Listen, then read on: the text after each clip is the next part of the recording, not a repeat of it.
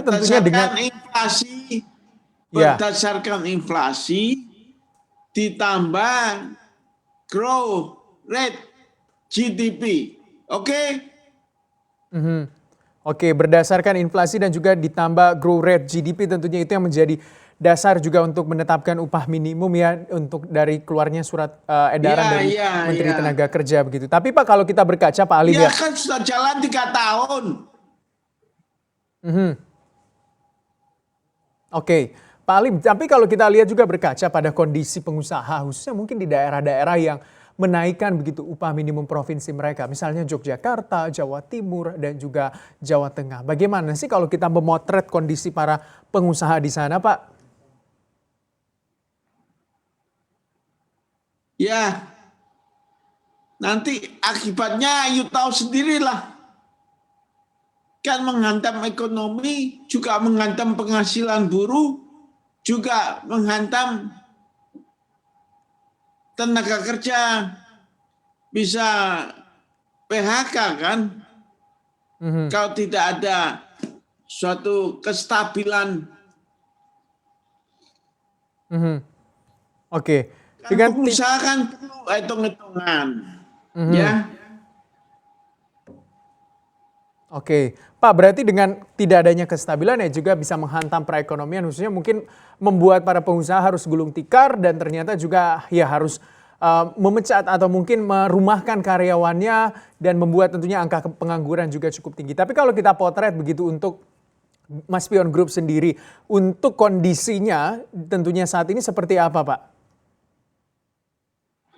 Kondisinya masih lumayan, ya.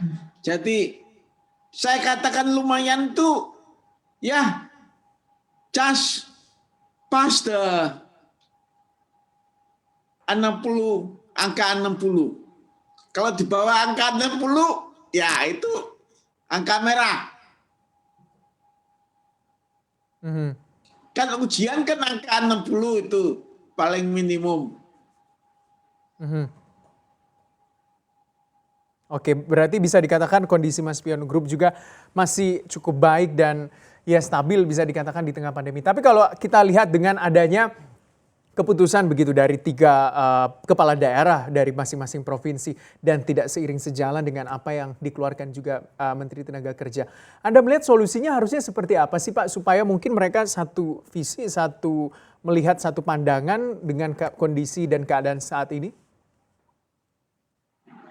Begini ya, itu kan masing-masing daerah itu kan dipilih oleh daerahnya.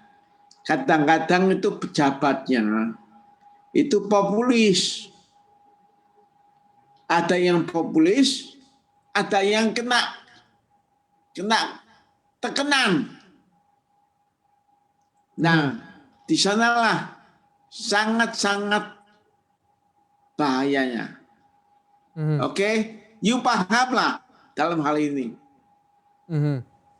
Oke, berarti bisa dikatakan karena kebijakan populis biasanya tidak seiring sejalan dengan apa yang realita ada begitu untuk memotret bagaimana kondisi perekonomian dan juga kondisi para pengusaha khususnya mungkin di daerah-daerah yang juga yang dinaikkan begitu UMP-nya. Tapi kalau kita lihat untuk bisnis Mas Pion karena sebagai pilkada, you paham pilkada, pemilihan gubernur, pemilihan wali kota, pemilihan bupati.